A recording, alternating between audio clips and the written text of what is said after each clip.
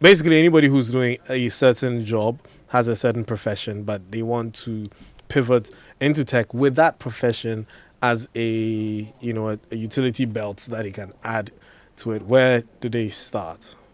That's in tech, there's something we normally call domain expertise. Right. And once you already have an existing profession, it means you know industry, you have trade secrets of that specific industry. The best advice I would give is for you to look at it from how tech is influencing the industry you work at. Because if technology is fast getting adopted within that industry, and then some roles are actually dropping off and new roles are coming up, that's your opportunity.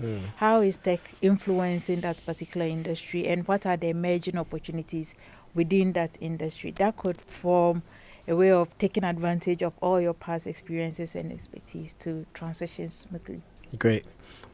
Now, okay, Winston. For the sake of the listeners, let me make it more nuanced. This is personal. So, like Spikey said, I've been in media and content creation for years. And now I'm trying to transition into data sciences and data analysis. I've done all the courses and everything. What do you think would be a smooth transition from point A? Because at the end of the day, like you said, even though there's domain expertise, there's also what people are interested in the tech space.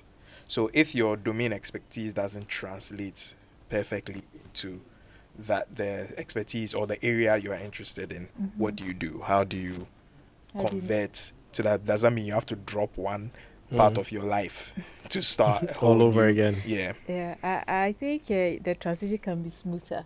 Okay, once you've gained, in your case, you've gained a new expertise in data science, data analytics, and data related. One way is to look at for what you already do and the advantages you already have. Can data analytics be applied in any way?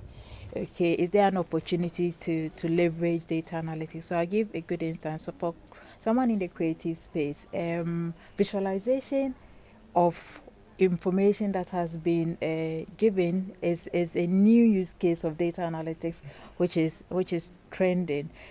So for instance, sometimes you see that they read the budget, and then we take the budget information and then all the statistics that was provided, and then we visualize it in a way that is more easy to digest and easy to be shared.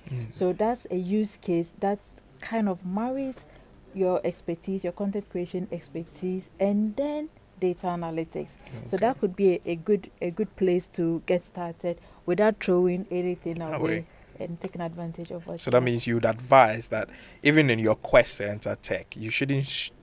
I'm not saying you shouldn't stray too far, but like you should be very calculated. That is exactly, be very calculated, and that's one of the reasons why I love to talk about tech and do coaching, because a lot of it's broad. It's interesting.